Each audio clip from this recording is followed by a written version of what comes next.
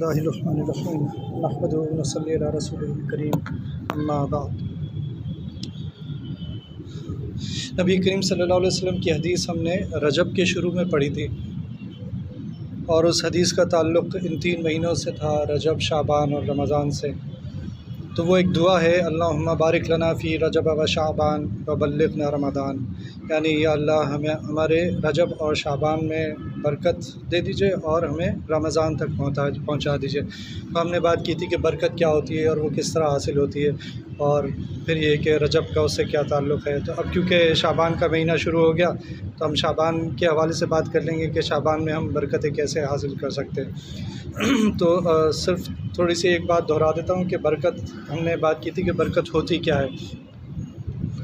تو برکت کو ہم اس طرح سمجھتے ہیں کہ اللہ تعالیٰ نے ہمیں جو کچھ دیا ہے، چاہے وقت دیا، چاہے صحت دی، چاہے مال دیا، جو کچھ بھی دیا، اگر تو وہ ہمارے فائدے کا باعث بن رہا ہے، چاہے وہ دنیا کا فائدہ ہو چاہے آخرت کا فائدہ ہو، اگر اس مال یا اس وقت یا ہماری صحت جو کچھ بھی ہے وہ اگر ہمیں فائدہ پہنچا رہا ہے تو پھر تو اس میں ہم سمجھ سکتے ہیں کہ برکت ہے۔ اور اگر وہ نقصان پہنچا رہا ہے ہمیں، ہمارا مال یا ہماری صحت یا ہمارا وقت، تو پھر وہ بے برکتی ہو جائے گی۔ تو وہ نقصان کیسے پہنچا سکتا ہے کہ ہم اپنا وقت ضائع کریں، یا ہم عبادات جو اللہ تعالیٰ نے ہم پر فرض کی ہم وہ عبادتیں نہ کریں، گناہوں میں اپنا وقت گزاریں، جو مال ہے اس کو اللہ کی نافرمانی میں خرچ کریں، ایسی چیزوں میں خرچ کریں جہاں اللہ نے منع فرمایا، تو پھر وہ بے برکتی ہو جائے گی، اور اس کی وجہ سے ہماری پوری زندگی جو ہے وہ اس میں بے برکتی ہمیں خود محسوس ہوگی۔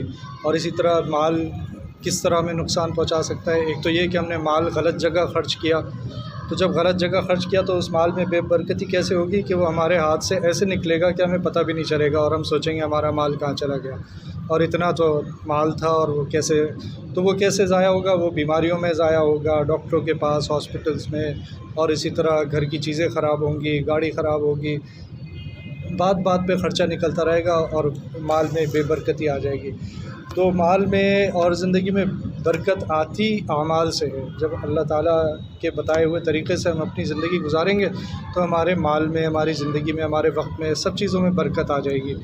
تو اب شعبان، کیونکہ ہم نے پچھلی دفعہ بات کی تھی کہ رجب ایسے ہے جیسے ہم نے مٹی میں بیج بویا، اور شعبان ایسے ہوگا جیسے اب وہ پودا نکل آیا، اب اس کی ہم رکھوالی کر رہے ہیں، دیکھ بھال کر رہے ہیں، کیونکہ اب رمضان میں یہ پھل دے گا اور یہ پھول دے گا، تو اس لیے ہم شعبان میں اس پودے کی رکھوالی کریں گے، اور پھر انشاءاللہ جب یہ ہو جائے گا، یعنی ہمیں رجب کی برکتیں بھی حاصل ہو گئیں اور شعبان کی برکتیں بھی حاصل ہو گئیں، تو اب رمضان ہمیں اپنے صحیح ثمرات ہمارے سامنے ظاہر کرے گا، اور ہم اپنی زندگی میں محسوس کریں گے کہ یہ واقعی یہ بہار کا مہینہ ہے، واقعی یہ جو زبان سے تو ہم کہتے ہیں لیکن اس وقت ہمیں دل سے محسوس ہوگا کہ رمضان کی برکتیں کیا ہوتی ہیں۔ ہم تو رمضان کی برکتوں کو کیا سمجھتے ہیں؟ ہم تو سمجھتے ہیں یہ پکوڑے اور یہ سموسے وغیرہ یہ رمضان کی برکتیں ہیں نا، مزے کی چیزیں کھانے کو ملتی ہیں۔ بہت سے لوگوں کا وزن جو ہے وہ رمضان میں کم ہونے کے بجائے بڑھ جاتا ہے۔ تو حقیقت میں رمضان کی برکت کیا ہے، وہ رمضان میں بھی اس پر بات کریں گے، لیکن وہ یہ ہے کہ اللہ تعالیٰ کا قرب ہمیں حاصل ہو جائے، تقویٰ ہمیں حاصل ہو جائے، وہ اصل بہار ہے جس کا ہمیں انتظار کرنا چاہیے، جس کے لیے ہمیں کوشش کرنی چاہیے۔ تو اب کیونکہ ہم نے ایک دعا کی تھی، اللہم بارک لنا فی رجب و شعبان، تو اللہ تعالیٰ نے ہمیں رجب تک بھی پہنچا دیا اور الحمدللہ شعبان تک بھی پہنچا دیا، تو اس پر ہم اللہ تعالیٰ کا دل سے شکر ادا کرتے ہیں کہ اللہ تعالیٰ نے ہمیں شعبان تک پہنچا دیا، اور اب کیا دعا کرتے ہیں، بلغنا رمضان، کہ اب رمضان تک بھی پہنچا دیے۔ اصل مقصد جو ہے وہ رمضان تک پہنچنا ہے، تو وہ اللہ تعالیٰ سے ہم دعا کرتے ہیں اللہ ہمیں رمضان تک پہنچا دیں۔ تو اب رمضان تک پہنچ جائیں گے، اور اگر ہم نے رمضان کی کوئی پلاننگ نہیں کی تو پھر وہ آئے گا اور چلا جائے گا، پتہ بھی نہیں چلے گا، ایسے پورا مہینہ گزر جاتا ہے۔ اس لیے ہمیں اتنا اہم مہینہ ہے، اللہ تعالیٰ ہمیں ایک تحفہ بھیج رہے ہیں جس کے لیے اصل میں تو ہم انتظار کر رہے ہیں، دعا مانگ رہے ہیں، لیکن اگر ہم نے اس تحفے سے فائدہ نہیں اٹھایا، اس کی قدر نہیں کی، تو یہ ناشکری ہو جائے گی۔ تو ہمیں اس لیے رمضان کی پلاننگ کرنی چاہیے کہ ہم رمضان کس طرح گزاریں گے۔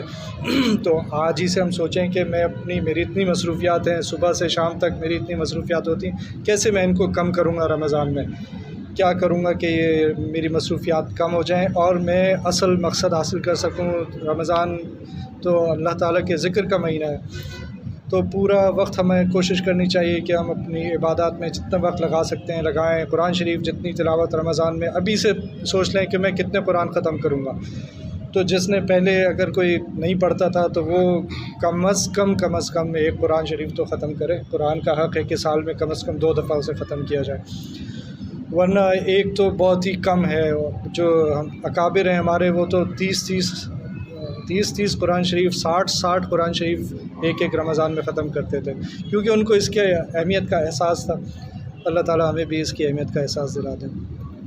اس کے علاوہ ہم گناہوں سے ابھی سے بچنا شروع کر دیں، کیونکہ اللہ تعالیٰ ہمیں ایک تحفہ بھیج رہے ہیں. اس تحفے کی تیاری میں یہ بھی شامل ہے کہ ہم ابھی سے اس بات کا احساس کریں کہ ہماری زندگی کس طرح سے گزر رہی ہے اور ہم کس طرح ان گناہوں سے بچیں اور توبہ کریں، اور پھر پاک صاف ہو کر اس مہینے میں داخل ہوں. تو پھر ہمیں انشاءاللہ اس مہینے کی صحیح جو اس سے فائدے اٹھانے ہیں وہ انشاءاللہ ہم اٹھا سکیں گے. جو وقت ضائع کرنے والے کام ہیں ان سے بچیں. اور آج کل کے دور میں بہت سارے کام ہیں ایسے، کسی کے ہاتھ میں موبائل ہو تو پورا دن اور پوری رات ایسے گزار سکتا ہے کہ اپنی پورا دن بھی ضائع کر دے. تو اپنا جائزہ لیں کہ ہم سے کوئی وقت ضائع نہیں ہو رہا، کیونکہ رمضان میں ہمیں اپنے ایک سیکنڈ کا پورا بہترین طریقے سے استعمال کرنا ہے. اللہ تعالیٰ 70 گنا بڑھا دیتے ہیں ثواب کو. ایک فرض نماز کا ثواب 70 گنا بڑھا دیتے ہیں، اور اسی طرح نوافل کو فرض کے برابر. تو اور اسی طرح تراویح ہیں. اس قدر ثواب کا مہینہ یہ کہ جو اس کو ضائع کر دے گا وہ اپنی بعد میں پچھتاوا ہی کرتا رہے گا. ابھی سے نماز وقت پر جماعت کے ساتھ پڑھنا شروع کر دیں. ابھی سے عادت پڑ جائے گی تو انشاءاللہ رمضان پورے اچھی طرح گزریں گے. اور جب اللہ تعالیٰ یہ دیکھیں گے کہ میرا بندہ ابھی سے تیاری کر رہا ہے تو پھر انشاءاللہ اس کی رمضان کے بعد بھی مدد فرمائیں گے. کیونکہ ہوتا کیا ہے، رمضان ختم ہوئے اور ہم نے رمضان کو بھی خداحافظ کہا اور مسجد کو بھی خداحافظ کہا، اور پھر زندگی اسی طرح دوبارہ شروع کر دی. تو آج ہی سے کوشش کریں گے انشاءاللہ تو اللہ تعالیٰ ہماری مدد فرمائیں گے. ابھی سے ہم اپنے کچھ معمولات بنائیں کہ مجھے اتنی تلاوت روزانہ کرنی ہے. اور اگر کوئی نہیں کرتا ہی نہیں ہے تلاوت تو وہ کم از کم کوئی 1 پیج شروع کر لے لیکن رمضان میں ارادہ کرے کہ وہاں تو میں بہت زیادہ قرآن شریف پڑھوں گا، لیکن ابھی سے میں جو تیاری کر رہا ہوں اس میں کم از کم میں اتنا روزانہ کی تلاوت شروع کر دوں گا. اسی طرح اذکار ہیں، مسنون اذکار جو نبی کریم صلی اللہ علیہ وسلم سے مروی ہیں، ان کی پابندی شروع کر دے، اور ان کو تو ہماری زندگی کا باقاعدہ سے حصہ ہونا چاہیے. نبی کریم صلی اللہ علیہ وسلم پر درود بھیجنا شروع کر دے. روزانہ 1 تسبیح، اگر پورا درود ابراہیمی پڑھنا ہے، میں زیادہ ٹائم لگتا ہو تو صرف صلی اللہ علیہ وسلم کہتے ہیں، وہ بھی درود ہوتا ہے. 1 تسبیح اتنا بھی اگر پڑھ دیں گے، یا اللہم صلی علی محمد النبی الامی، اتنا بھی کہہ دیا تو درود شریف ہو گیا. اسی طرح صدقات دے سکتے ہیں، صدقات دیں. پھر یہ کہ تھوڑا دین کے لیے وقت نکالنا شروع کریں. تفسیر پڑھیں، نبی کریم صلی اللہ علیہ وسلم کی سیرت پڑھیں. یہ ساری کتابیں گھر میں ہونی چاہیے. فضائل رمضان پڑھیں. یہ 10-15 منٹ جو میں بات کروں گا اس میں رمضان کی کیا فضائل ہیں، وہ خیر آگے بات تو اس پہ کریں گے، لیکن اس کی تفصیل اتنی ہے کہ اگر ہم پڑھتے جائیں گے تو انشاءاللہ خود ہی ہمیں احساس ہوگا کہ ہمیں رمضان کا وقت کس طرح گزارنا چاہیے. اور اس مہینے میں حدیث میں آتا ہے کہ نبی کریم صلی اللہ علیہ وسلم اتنے روزے رکھتے تھے کہ سال کے کسی مہینے میں اتنے روزے نہیں رکھتے تھے، یعنی رمضان کے علاوہ. تو آپ دیکھیں کہ نبی کریم صلی اللہ علیہ وسلم کو اس مہینے کا کتنا احساس تھا. تو ہمیں بھی احساس ہونا چاہیے، اور کم از کم وہ روزے رکھ لیں جو ایام 20 کے روزے کہلاتے ہیں، کہ 13، 14، 15 شعبان کی جو تاریخ ہے اس میں روزے رکھ لیں. اسی طرح 15 تاریخ کا روزہ بھی ایک حدیث میں آیا ہے، جس کو جو حدیث اتنی مضبوط نہیں ہے روایت کے لحاظ سے، لیکن فضائل کے حوالے سے علماء فرماتے ہیں کہ ایسی حدیث پر عمل کیا جائے تو وہ مستحب کے درجے میں ہوتا ہے. تو یہ تو وہ سارے کام تھے جن سے ہم اللہ تعالیٰ کو خوش کریں، اور اللہ تعالیٰ ہم سے خوش ہو جائیں تو پھر ہماری زندگی بدل جائے. لیکن بہت سے کام ایسے اس مہینے میں ہوتے ہیں جو اللہ کو ناراض کرنے والے ہوتے ہیں، ان سے ہمیں بچنا چاہیے. اور وہ کیا کام ہوتے ہیں؟ مثلاً بدعات ہیں. اب بدعت کیا ہوتی ہے؟ بدعت ایسی کسی چیز کو کہتے ہیں جو مذہب کے نام پر شروع کی جائے اور پھر اسے مذہب کا حصہ سمجھا جائے. حالانکہ نہ تو نبی کریم صلی اللہ علیہ وسلم نے بتایا، نہ صحابہ کرام نے بتایا کہ یہ عمل کریں.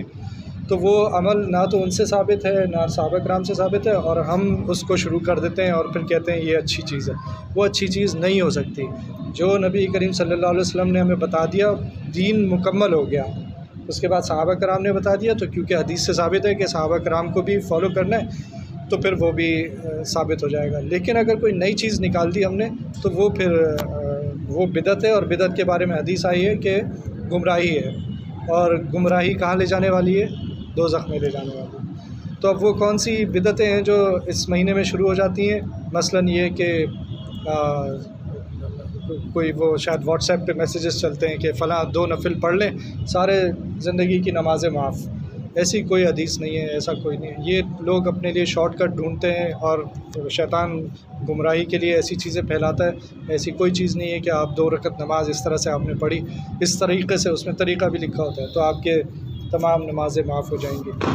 اسی طرح لوگ قبرستان ایسے جاتے ہیں جیسے یہ دین کا کوئی حصہ ہے. تو اس پر ایک حدیث ہے, نبی کریم صلی اللہ علیہ وسلم 15 شعبان کو قبرستان تشریف لے گئے تھے, لیکن وہ خفیہ طریقے سے گئے تھے, وہ اعلانیہ طریقے سے نہیں گئے تھے. وہی تو ام المومنین حضرت عائشہ رضی اللہ عنہا کو بعد میں پتہ چلا کہ وہ قبرستان گئے تھے. جب انہوں نے پوچھا آپ کہاں گئے تھے رات میں, انہوں نے بتایا میں قبرستان گیا تھا. اس کے بعد نہ نبی کریم صلی اللہ علیہ وسلم نے صحابہ سے اس کا ذکر کیا, نہ کوئی ایسی حدیث ملتی ہے کہ قبرستان جانا فضیلت کی بات ہے.